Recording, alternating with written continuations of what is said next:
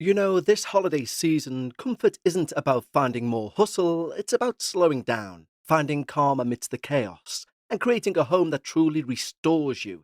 And that's where Avocado Green Mattress comes in, because you can create your own natural holiday oasis because Avocado transforms your home into a peaceful grounding retreat with their products made with certified organic and sustainably sourced materials. From breathable bedding to handcrafted mattresses, Avocado is all about true comfort. So you can rest, recharge, and wake up refreshed all season long. Every Avocado product is thoughtfully made with the planet and you in mind, and you can feel good about the comfort and quality that you're bringing into your home. And there are easy financing options with a firm to make your purchase more accessible. Prioritize rest and recharge with Avocado's organic comfort. Head to avocadogreenmattress.com today to create your natural oasis and save big during their holiday sale. Avocado, dream of better. Hey, it's Austin James. Yes, I'm living with diabetes, but it doesn't have to define me. Thanks to the Freestyle Libre 3 Plus sensor, I get real-time glucose readings throughout the day. The Freestyle Libre 3 Plus sensor is small and easy to wear, giving me the freedom to focus on my life as a parent and a musician. Now this is progress. You can get a free sensor at freestylelibre.us. Offer available for people who qualify. Visit myfreestyle.us to see all terms and conditions. Certain exclusions apply. Data on file. Abbott Diabetes Care. For prescription only. Safety info found at freestylelibre.us. If you're a podcast host, listen up, this one's for you. My name is Allie Jackson. I'm the host of Finding Mr. Height, a dating and relationship podcast that I've been doing for 4 years now, sharing my positive and practical approach to dating that's built on my own life experience. And I wanted to share another experience that I've had, my secret behind monetizing my show. It's called Red Circle, and I was just telling my colleague about how much I love their platform. With Red Circle, not only am I getting a seamless hosting experience, but I also love the support I receive in ad sales. It's not just typical ad sales either. It's targeted opportunities based on my show and my life. And the platform is super simple. You just set your preferences and Red Circle matches you with sponsors that align with your show. You can vet every opportunity and their platform gives you great analytics. More recently too, my Red Circle team has brought me opportunities outside of my podcast on social media to really augment the podcast partnerships, bring them full circle. I just can't recommend them enough. If you want to give it a try, go to redcircle.com to get your free trial. That's redcircle.com for a free trial. So, you're someone who was raised with stories of the ill treatment of women. But this is your generation and things have begun to shift. But what if one day in your new home, you hear someone in a back corridor when you know you're alone? Or maybe it begins when the person you love the most pauses mid-step and looks at you with a smile that isn't theirs. Their posture, their face, as though another person, present or stranger, has stepped into their skin. And what if all of these moments are signs of something older, heavier, and far less interested in the living than you dare admit? Well, that is today's experience for episode 5.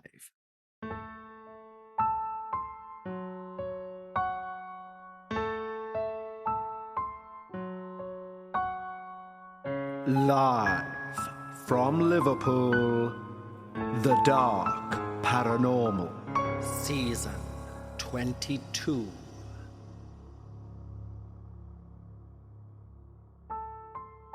Hello everyone and welcome back to The Dark Paranormal Season 22, Episode 5. Yes, these midpoint episodes are coming up more and more quickly each and every season. And although there are only 5 more episodes to go, you guys well and truly know by now, you can still send your experiences in because this show is in a state of constant flow. If the right experience lands, it lands in your ears as soon as we can get it recorded. And time constraints on your experiences is something that we did away with over 10 seasons ago. So if you're sat there on something which you think is only a paragraph that no one will be interested in, they will, believe me. So, if you have an experience, either click the link in the show notes or head over to thedarkparanormal.com and click Submit My Experience. As always, a huge thank you to our wonderful community over at Patreon who literally keep this show going. And just to remind you all, our new Patreon tiers all kick in from December the 1st, meaning that, believe me, I know as a podcast fan, during this time of year, podcast adverts are overkill and they ruin podcasts. However, the very first entry tier at Patreon for less than the price of a high street coffee per month gets you ad-free releases to everything on the main feed. That's 3 shows a week, each and every week ad-free, or roughly just over 4 hours worth of entertainment ad-free for the price of a coffee that would have lasted maybe 10 minutes. So either click in the show notes where you can get a free week trial of any tier, or go direct to patreon.com/The Dark Paranormal. But right now, it's time. Lower the lights, make yourself comfortable, and of course, leave your disbelief at the door, as we hear all about what she became. Dear Kev, thank you for reading my first ever submission on Dark Bites. I must admit I had a bit of a fangirl moment hearing your voice read out my family's experience. As promised, I'm sending in the story of my grandma. I won't be using her name here, however, her name meant Rose. Before I start, I would like to add a disclaimer. The story contains themes of domestic violence, poor treatment of women, mental health issues, cultural differences. And my grandma's story has frustrated me since the time I could even comprehend it. Even thinking about it breaks my heart. The story is from India, and there are several aspects of cultural differences so vast that I will try my best to provide context, as these differences are across timelines and geographies. Since I was born and brought up in that environment, I might be insensitive to certain aspects. Hence, please read my previous disclaimers before reading the following to our community. I must add I am extremely proud of my country, and when I see how much we've progressed since the time of my grandma, I think she would have thrived in the current India. My mother's mother, who I will address as Grandma, was an amazing person. She lived in Bangalore, India, where she met my grandpa, and it was love at first sight. My grandpa was from a village north of Bangalore. His family was very orthodox. Even though both my grandma and grandpa belonged to the same religion, his family were reluctant to acknowledge their relationship just for the petty reason that it was not arranged by the parents. In most Indian households, the right way to get married is to have your parents look for a suitable partner. It made sense in the old days. You wanted to ensure your children can survive once they're on their own. In India, you live with your parents until you're married. This notion has changed a lot in the past decades, and people can now see that the need to have a marriage arranged is no longer needed. Their children are capable of living a happy, independent life by themselves. Eventually, my grandpa's family agreed to the marriage. I'm told that my grandma adored my grandpa. I'm also told that my grandma was an amazing singer. She was extremely knowledgeable and an amazing cook. I do wish I'd met that version of her. The grandma I met was totally different, and you'll see why as my story progresses. Grandpa was working as an officer of the regional bus transport. His job took him places all over the state. After marrying Grandma, him and Grandma settled in Bangalore. Grandpa would be away for weeks on his job. Soon, my mother was born, the first of 7 children. After a year came my aunt. Back then, female birth was treated like a curse. Especially farming families and families from rural areas preferred male children. Again, this kind of made sense from the old days' perspective. A pure need for survival.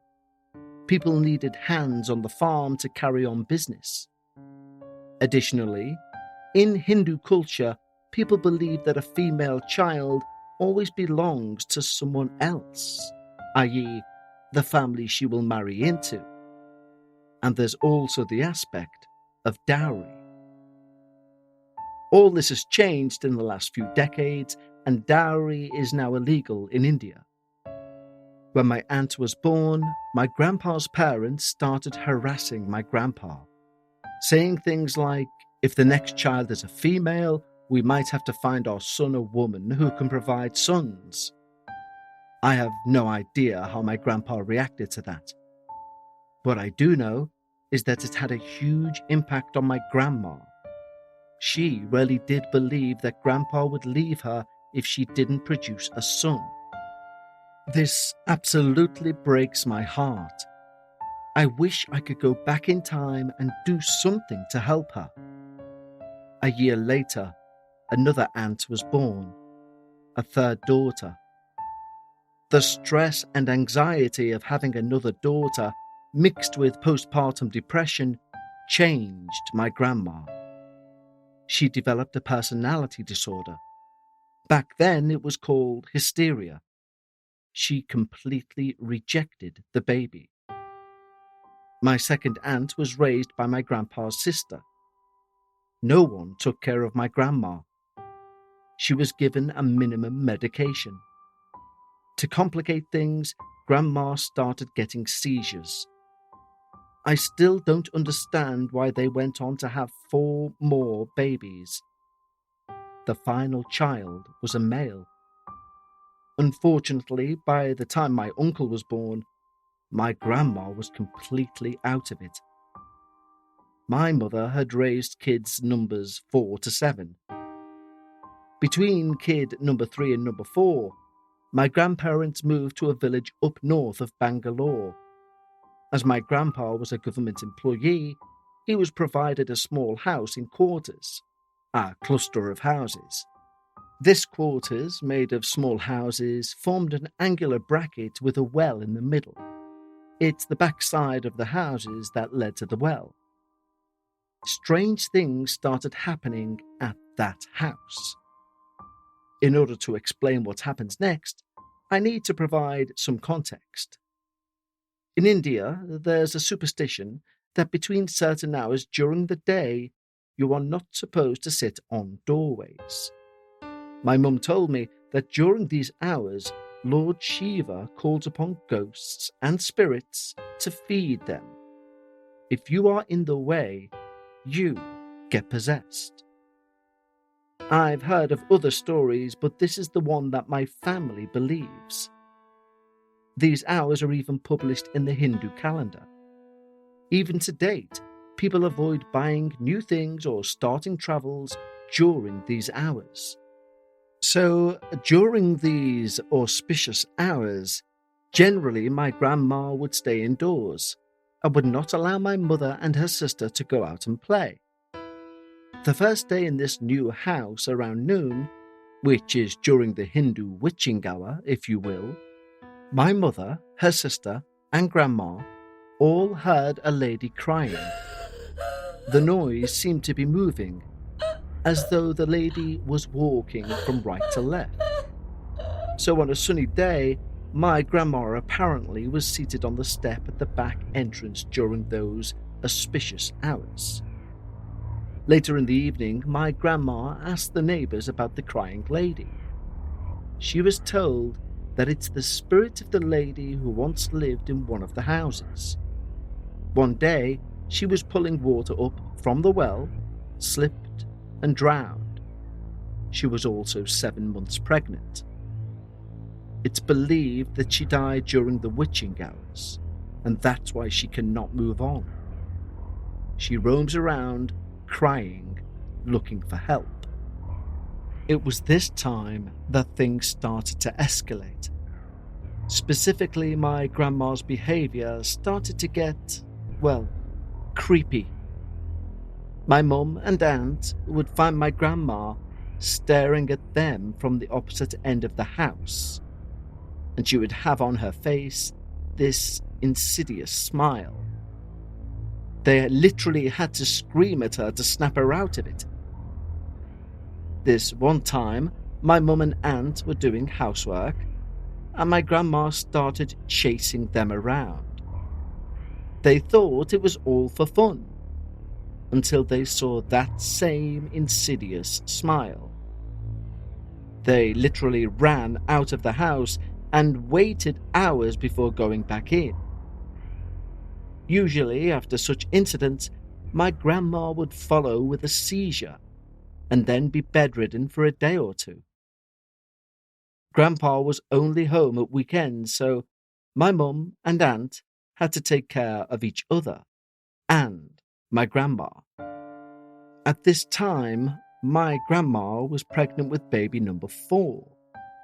My mum and aunt dismissed grandma's behaviour by thinking it was down to her personality disorder, or maybe pregnancy challenges. One day when my mum and aunt came back from school, they couldn't find grandma anywhere. They looked all around the house. The back door was open. When they went outside, she wasn't there. My aunt, out of curiosity, went to the well to look inside. And there she was. She'd fallen in and fainted. Luckily, the well was only 1/4 full. My mother and aunt quickly alerted the neighbours, who rescued my grandma. She seemed to be unhurt, just cold and unconscious. When she came to, she said the only thing she remembered is going up to the well to get some water. This should have been the point where my grandpa should have cared more, ensuring that grandma's okay. But when he was told about the incident, he apparently just scoffed and told her not to go to the well alone. One weekend when grandpa was home, him and my mum and aunt were having some lunch. Grandma was serving them fresh hot food from the kitchen. At some point, she came in and dropped a pot of boiling hot milk down my grandpa's back. There was no prior argument to indicate why this was done, and she had the same insidious smile. Today's episode of The Dark Paranormal is brought to you by Progressive Insurance. Fiscally responsible, financial geniuses, monetary magicians. These are things people say about drivers who switch their car insurance to Progressive and save hundreds. Because Progressive offers discounts for paying in full, owning a home, and more. Plus, you can count on their great customer service to help you when you need it. So your dollar goes a long way. Visit Progressive.com to see if you could save on car insurance. Progressive Casualty Insurance Companies and affiliates' potential savings will vary, not available in all states or situations.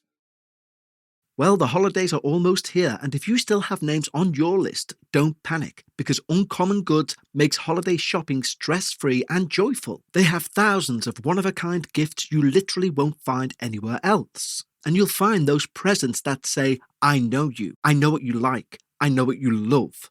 And the chances of you giving someone a present they already have are exceptionally small. There is an artistry set that I've just bought for my little niece, and I know it's a one-of-a-kind and she will adore it. Uncommon Goods looks for products that are high quality, unique, and often handmade or made in the US. Many are crafted by independent artists and small businesses. So when you shop at Uncommon Goods, you're supporting those artists, those small businesses, and every purchase is a chance to choose something remarkable and feel good about where your money goes. Because with every purchase you make with Uncommon Goods, they give back $1 to a non-profit partner of your choice, donating more than $3.1 million to date. And they have something for everyone: mums, dads, kids, teens, book lovers, gardeners, mixologists, you name it. So don't wait. Make this holiday the year you give something truly unforgettable. To get 15% off your next gift, go to uncommongoods.com/darkparanormal. That's uncommongoods.com/darkparanormal for 15% off. Don't miss out on this limited time offer. Uncommon Goods. We're all out of the ordinary. Personally, I can find it really hard to focus, and as a non-drinker, I can also find it tricky to try and wind down. And how you go about finding your personal vibe is your individual choice. Do you know there's a 100% American farm-grown online cannabis company that ships federally legal THC direct to your door? And they found a way to combine THC with carefully selected functional ingredients so they can target nearly every mood and health concern you can think of. I'm talking about Mood.com's incredible line of functional gummies. And our listeners get 20% off their first order at Mood.com with the promo code Dark Paranormal. Forget one-size-fits-all supplements that just get you high. Mood gummies are optimized so it can take as little as 15 minutes to take you to the mood you desire. Like the Mind Magic gummies for creativity and focus, or PMS support to ease cramps and balance mood swings. And there's a plethora of other gummies for you to find your perfect mood. These days we all know gummies just to get high can be bought from just about anywhere. But Mood have changed the game by combining premium federally legal THC with targeted botanicals to help you get in the perfect mood in as little as 15 minutes with no dispensary lines or no awkward conversations, just better days and nights delivered discreetly to your door. Best of all, not only is every Mood product backed by a 100-day satisfaction guarantee, as mentioned, our listeners can get 20% off their first order by entering the promo code Dark Paranormal. So go to Mood.com and find the functional gummy that matches exactly what you're looking for and let Mood find your perfect mood. And don't forget to enter the promo code Dark Paranormal for 20% off. That was the first time Grandpa laid hands on her. He was physically abusive ever since. Probably because mental illness was not understood at that time, he didn't know how to help her, I don't know. But he did start drinking, a lot. And that led to more conflicts, which led to more abuse. He showed me the scars from this incident when he was alive, and it looked gruesome. Eventually, my grandpa decides it's better for my grandma and the kids if the family was close by. They moved to a town where my grandpa's parents and sister lived. Long story short, they were not nice to my grandma, nor to my mother, nor aunt. I need a break here. It's getting too hard for me to relive the stories I was told. Okay, I'm back. Strange things continued to happen with Grandma. There was an abandoned house on the street. Rumor had it that it was haunted by something called a Brahmarakshasa, pronounced as Brarum Rakshasa. Say it faster. These are believed to be a type of Rakshasa, or demon, that is a spirit of a person from Brahmin caste, the priest class in India. Apparently, if people who are Brahmins and commit deeds that are against their religious beliefs, they are cursed to become demons after death. My mother said that all the kids in the neighborhood were extremely curious about this abandoned house. No one dared to go in, but they would spend hours staring at the windows to see if they could spot anything. One evening, my mum was returning from her friend's home. Whilst walking across the abandoned house, of course, she was staring into the windows, and she swears she saw someone walking across the front windows.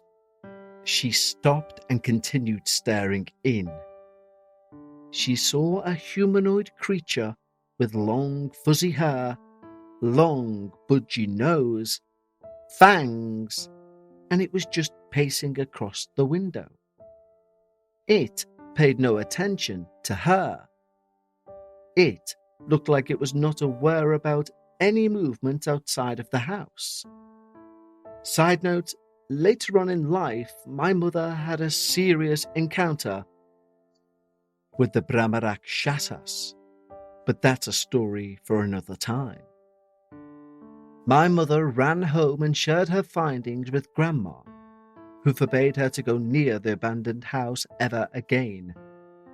Of course, my mum didn't follow those orders. This made her feel quite famous amongst the neighborhood kids. One day, the stray puppy that was on the streets mysteriously died. It laid out in the road for hours, No one tried to move him or bury him. It was getting dark, so my grandma went out, picked up the puppy in her arms, then walked in to the abandoned house, and she buried him there. My mother and aunt were freaking out watching this. My mother said she was absolutely convinced that my grandma would not return. But then she comes back. My mother was confused. Why did Grandma ask her not to go near the house, but she went in by herself? Other instances of my grandma exhibiting impossible strengths started occurring. My grandpa's mother and sister, who saw all of this happening, now believed there was something strange going on with my grandma. After discussing amongst themselves, they decided the only thing they could do was to take her to a priest in a remote village. Now, this is where even I question. What if the issue was more medical in nature? My mother refuses that possibility. Eventually, the way my grandma died makes me think that it could be possible her issues were not medically curable. But again, that's a story for another time. Then came the day where my grandma, grandpa, his mother, sister, my mum, and my aunt journeyed on to visit this priest. They drove a cart driven by 2 oxen, as the village was not accessible by any other means of transportation. In India, most people believe in astrology. It's a huge part of the culture. When a person is born, a map starting at the time of birth is made.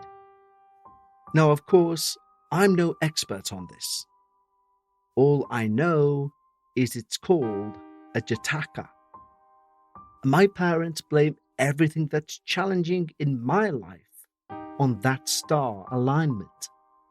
When the oxen arrived, the priest looked at my grandma's Jataka and asked since when she started behaving different. He did some math and then told the most disturbing yet plausible prediction. You see, according to the priest, my grandma was possessed. She was possessed by the spirit of a pregnant woman who wanted to take my grandma's life. He said that my grandma's mental state had made her susceptible to such spirits. Then the priest asked, "Has there been any life-threatening events?" My mum recalls the incident when my grandma fell into the well around 2 years ago. I was curious to how my grandma was reacting to all of this. I was told by my aunt that grandma didn't want to offend her mother-in-law, so she stayed quiet and played along. Once she heard the priest's evaluation, she actually felt like she was curable. For years, she was made to feel like something was wrong with her. Man, I can't explain the frustration I get when I hear these things. I feel so helpless. I feel my heart bleeding for my grandma. The priest recommended an exorcism. The next day, at dawn, the ritual began. As the ritual progressed, my grandma started to behave more and more agitated. At one point, she even got up to leave, and my grandpa and his sister had to hold her down. At the very end of the ritual, the priest pulled out an empty glass bottle. My aunt said they saw white smoke come out of my grandma and go in to the bottle. And as soon as this happened, my grandma lost consciousness. Personally, I don't know what to think of that. I got this story from my mum, my aunt, their aunt who was present at the ritual, and all of them have the same story years later. However, there is a part of me that wonders if my grandma needed medical attention. But I digress. The priest shut the glass bottle with this weird white smoke in it, and he said this strange white smoke, which seemed to have emanated from my grandma and entered this glass vessel, was the spirit possessing my grandma. He then ordered my grandpa to throw the bottle into flowing water. The priest warned not to ever open the bottle at any cost, for he said if the spirit is released, it cannot be captured again. Maybe a couple of hours later, it would appear my grandma gained consciousness. My mother said that for the first time in years, it felt like her mother was back. After years and years, her mother felt familiar. The next day, the gang started their journey back home, and they made an agreement the first time they passed some flowing water, they would launch this vial of smoke/possessing spirit into that flowing water once and for all. My mother said that she and aunt were so excited to meet their mother again that they asked her a million questions. They also found out that my grandma had holes in her memory. She had no recollection of throwing boiling milk on my grandpa, or picking up the puppy and heading in to the abandoned house. It was a great moment of reconciliation. Everyone was happy, and I wish it ended there. At some point in the noon, they stopped for lunch. After eating, they decided to chill for a little bit before continuing on. My mum said that some of them fell asleep, and after a little nap, they all hopped on the cart and continued on. 2 hours later, they reached the riverbank, and my grandpa starts heartily looking for the bottle, which he found open and empty. When he asked, "What's happened? Where's it gone?" my grandma said, "Why are we carrying empty glass bottles?" She had no recollection of the entire trip, the priest, the ritual. She was disoriented. She had opened the bottle. Grandma was never the same since then. She would have seizures often. She would remain unconscious for days. In the memories I have of her, she is strange. She treated me differently because my dad was not from the same religion as her. She had separate plates and cups from me. I thought I was special, but later I realized it was a form of untouchability. But I do remember her being really nice on some days. One such day was the day she died.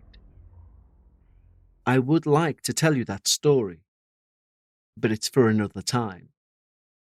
Kev, this story has been very heavy on my heart. I'm not going to proofread it. I don't have the mental capacity to do it. I'm sorry. I trust you and your team will edit as need be, and I know you don't care about spelling errors, etc. Do reach out if you have any questions, and I seriously hope my grandma is in a better place. So many people failed her. Today, the woman I am, I carry her story with me and try to live a life that would make her proud. Religious beliefs aside, she was a human being, one with hopes that was destroyed by dogma. Best wishes, Anonymous. Well, Anonymous, thank you so much for a midpoint experience that genuinely has been on my mind ever since reading it this week. And it's been on my mind because of the pain I can genuinely sense from yourself in reflecting on your family's history. And there is so much to unpack. It's an entire episode on its own. But it's made me realize the differences we have in terms of equality in the East and the West. So, for example, the variant forms of fights for women's rights are two completely different things, although both trying to achieve the same goal. Though it's striking just how recent things such as arranged marriages, things such as it being a curse to give birth to a daughter, is in a certain culture. And that's not me putting down that culture. I understand how cultures form, some stay as they are and change slower for different reasons over longer periods of time, which would only be understood by much cleverer men than me. But I think it's the first experience I've ever covered where the humanity side of things has me as concerned as the supernatural side of things. Because what we are discussing here is truly terrifying. There is so much to unpack within what was mentioned here. Things such as the priest saying, throw it in a body of flowing water. That is a popular part of many spells. Then, of course, we have your grandmother herself uncorking that bottle and instantly becoming unaware of where she's been, what's taken place. Basically, the insinuation is she is repossessed. I genuinely could talk about this one episode for a good hour, and that's exactly what our shows will be when we introduce our new Patreon show for the higher tier, where we discuss things that have arisen that week within the experiences we've shared with each other. But talking of sharing, please, Anonymous, if you do find the time and you feel okay enough to do so, each of those little anecdotes you said, that's a story for another time, I know we'd all love to hear them. So when you have the time and patience to do so, please do send them in. But for everyone, thank you for joining me on episode 5. Until next time, remember, when you're discussing the paranormal, always leave some of your disbelief at the door. And I'll speak to you all next week for episode 6, the second half of season 22 of the Dark Paranormal.